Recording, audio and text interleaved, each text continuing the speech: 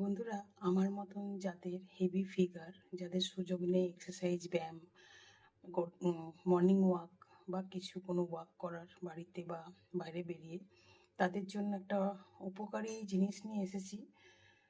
তো চলো তোমাদের দেখিয়ে দিই। এটা একটা পাউডার তৈরি করব আমি। দেখো, প্রথমে কড়াই চাপিয়ে দিয়েছি, দিয়ে দিচ্ছি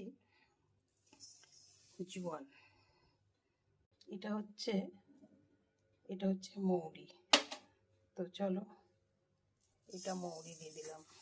তো একই মাপেই দিচ্ছি আমি। এটা হচ্ছে মেথি। তো মেথিটাও আমি দিয়ে দিচ্ছি, এই দেখো। আর এখন যেটা দেব সেটা হচ্ছে জিরা। তো জোয়ান, মৌরি, মেথি, জিরা, এই দেখো। এগুলো মাপ একই, 50 গ্রাম করে।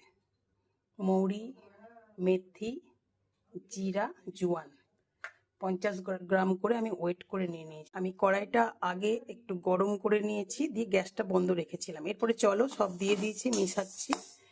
এগুলোকে আমি কড়াইয়ের মধ্যে একটু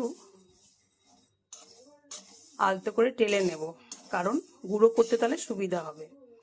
তোমরা চাইলে কিন্তু এই 4 রকম জিনিস রাত্রে জলের মধ্যে ভিজিয়ে রেখেও সকালবেলায় এই 4 রকম জিনিস দিয়ে যে জলটা, সেটা ফুটিয়েও ছেঁকে নিয়ে জলটা খেতে পারো।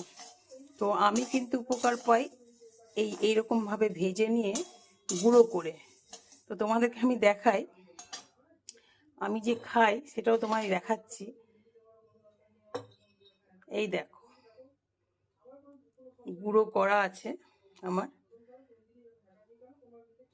এই জারের মধ্যে কড়াই আছে গুঁড়ো, অল্প একটু আছে, তাই ভাবলাম আবারও করে রাখি।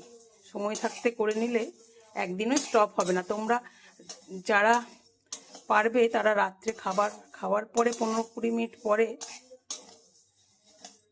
খেতে পারো। এই গুঁড়োটা উষ্ণ গরম জল করে 1 চামচ, এই যে চামচটা দেখালাম, ছোট চামচের এই 1 চামচ, তোমরা চাইলে 1.5 চামচও নিতে পারো, কারণ এটা তো খুবই ছোট চামচ। 1.5 চামচও নিতে পারো, আমি 1.5 চামচই নিই।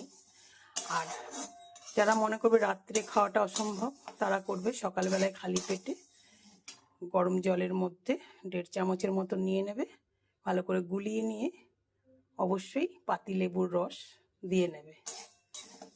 তো আমি গুঁড়ো করে নিই এটা, তারপরে তোমাদের কাছে আবার আসছি। বন্ধুরা, আমার ভিডিও তোমাদের কেমন লাগে অবশ্যই জানাবে।